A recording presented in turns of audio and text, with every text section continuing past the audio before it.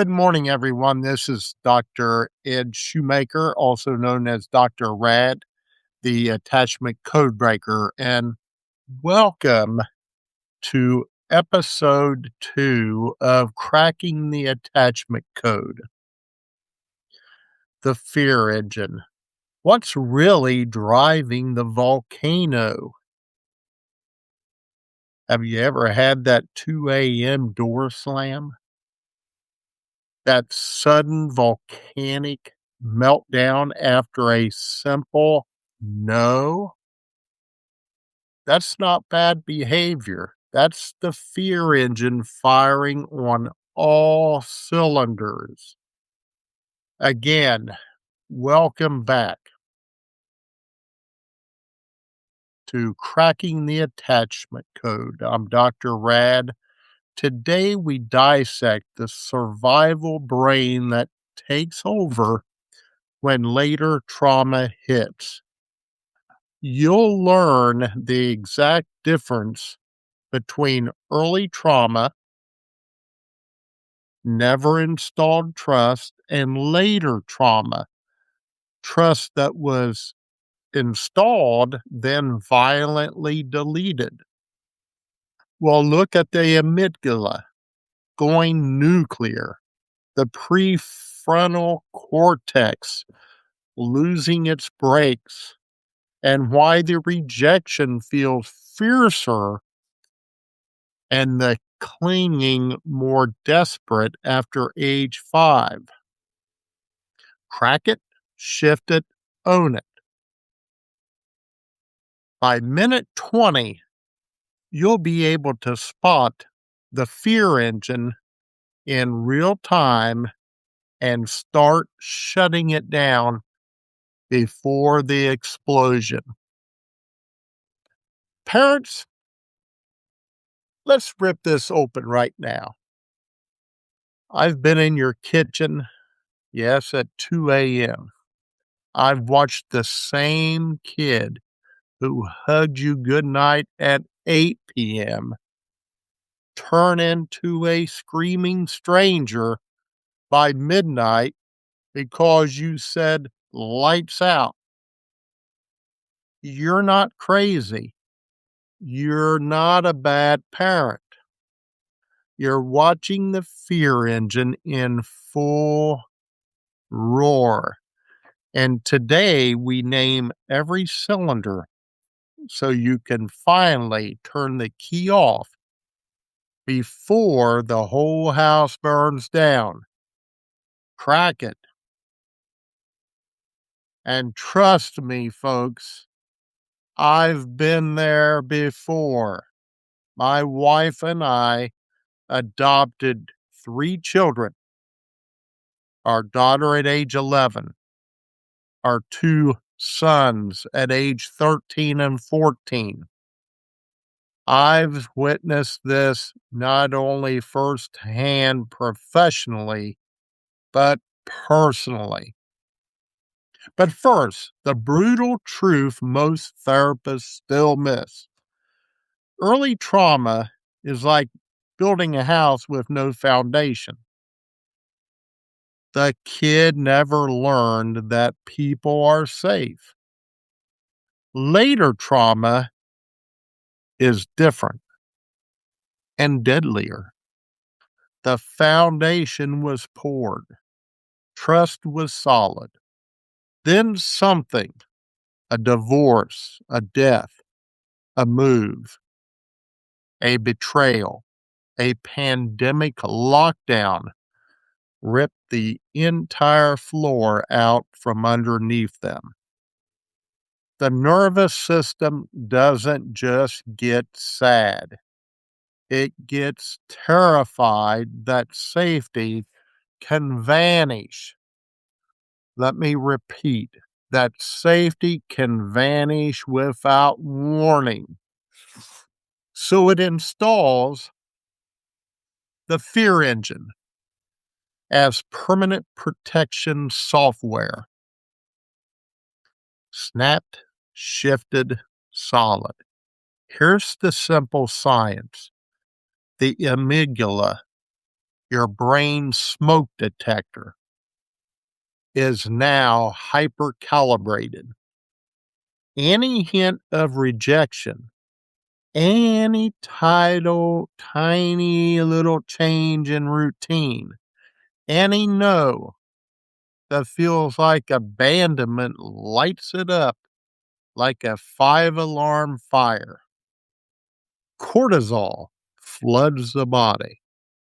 The prefrontal cortex, the part that says, Mom's not leaving forever, calm down, gets flooded and basically goes offline. What's the result? The survival brain takes the wheel. You see rage, shutdown, or desperate clinging because the child is literally fighting for their life in their own nervous system.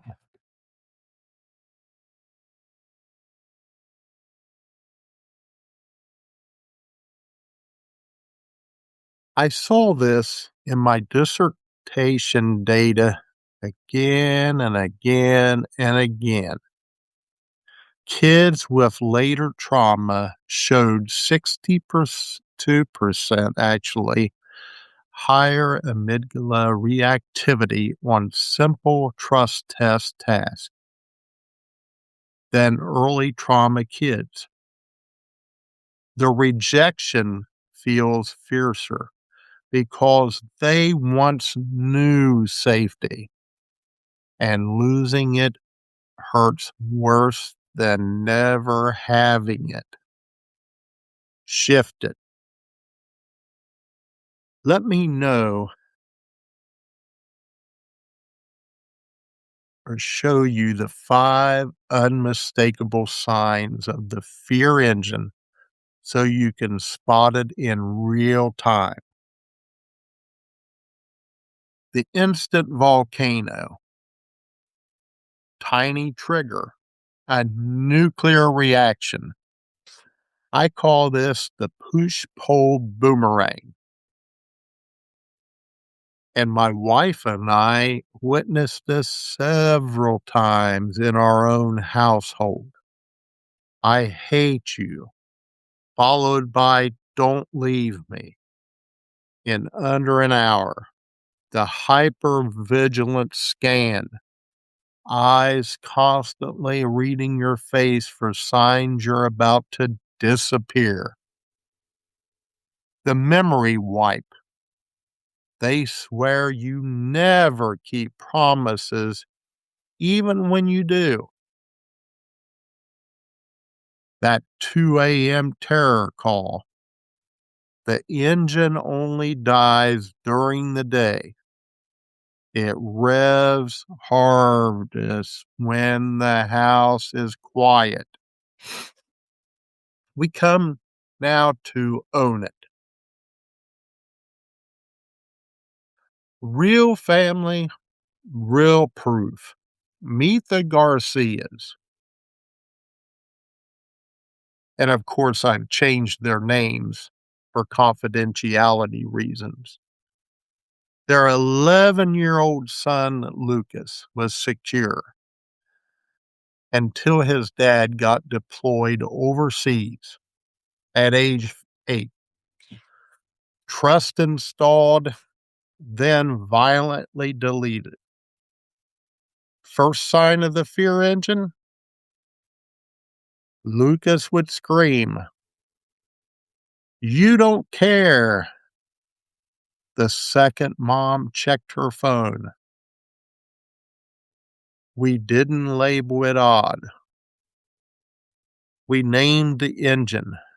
Within 6 weeks of targeted co-regulation, Lucas could say, "My brain thinks you're leaving forever when you look at your phone." The volcano went from daily to once a month. Or how about Sarah's daughter, Mia, age 13? Grandmother's sudden death at 10 years old triggered the delete. Mia's fear engine showed up as freezing in class, then exploding at home. Parents thought it was teen attitude. We taught them the 90-second amygdala reset. Today, Mia texts her mom during a school panic. Engine on, need 60 seconds. The clinging stopped. The trust came back. These families don't, let me repeat, these families don't medicate the engine.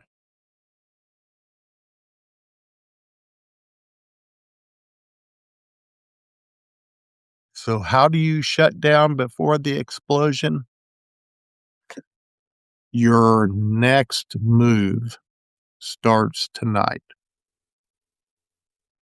When you see any of the 5 signs, name it out loud with zero judgment. Zero judgment. I see the fear engine just turned on. Your brain thinks safety is gone. I'm right here. Reinsurance is quite important. Don't take it personally. Again, I'm right here. I'm not leaving. Use my 60-second co-regulation script. Breathe with them. Hand on heart, if they'll let you. Repeat, you are safe, and I am steady. Log 3 fear engine moments this week. You'll start predicting them and preventing 80% of the meltdowns. Head to my Substack right now.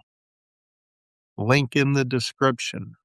Grab the free Fear Engine Shutdown Checklist and the full facts model cheat sheet. Thousands of parents are already using it and watching their homes go from war zone to safe base. If this episode just gave you that holy crap, that's my kid moment, share it with one other parent who's drowning right now. Hit subscribe. Turn notifications on because the code is cracking.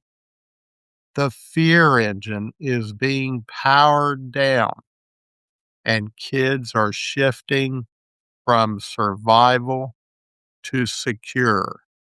And remember, crack it, shift it, own it.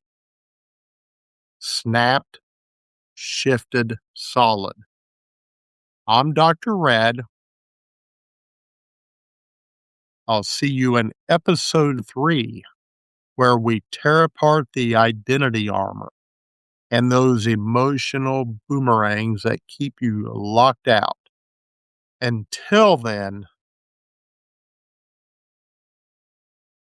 you are the secure base. Start speaking the engine's language tonight. You've got this.